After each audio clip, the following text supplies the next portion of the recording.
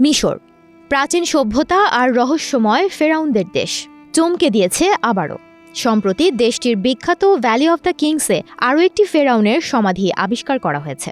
এই আবিষ্কার মিশরীয় প্রত্নতত্ত্বের ইতিহাসে একটি নতুন চমৎকার হিসেবে যোগ হতে যাচ্ছে, যা ফেরাউনদের জীবন, শাসনকাল এবং বিশ্বাস সম্পর্কে আরও নতুন তথ্য উন্মোচন করতে পারে। ১০০ বছরের বেশি সময় পর মিশরের লুক্সোরে এক ফেরাউন বা ফারাওয়ের রাজকীয় সমাধি আবিষ্কৃত হয়েছে। ব্রিটেন ও মিশরের যৌথ উদ্যোগে আবিষ্কৃত সমাধিটি ফেরাউন দ্বিতীয় থুতমোসের। এ তথ্য জানিয়েছে মিশরের পর্যটন ও পুরাকীর্তি মন্ত্রণালয়। এই মন্ত্রণালয়ের তথ্যের মাধ্যমে বার্তা সংস্থা রয়টার্সের প্রতিবেদনে বলা হয়েছে, রাজাদের উপত্যকা বা দ্য ভ্যালি অফ কিংস পশ্চিমে মিশরের ১৮তম রাজবংশের ফেরাউন দ্বিতীয় থুতমোসের সমাধি পাওয়া গেছে।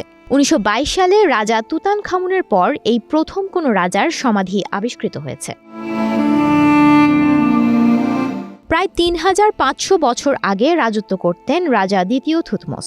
১৯২২ সালে সর্বশেষ রাজা তুতানখামেনের সমাধি আবিষ্কার হয়েছিল দেশটিতে। মিশরের ১৮তম রাজবংশের বাকি সব শাসকের সমাধি খুঁজে পাওয়া গেলেও এতদিন পর্যন্ত দ্বিতীয় থুতমোসের সমাধি লোকচক্ষুর অন্তরালে ছিল।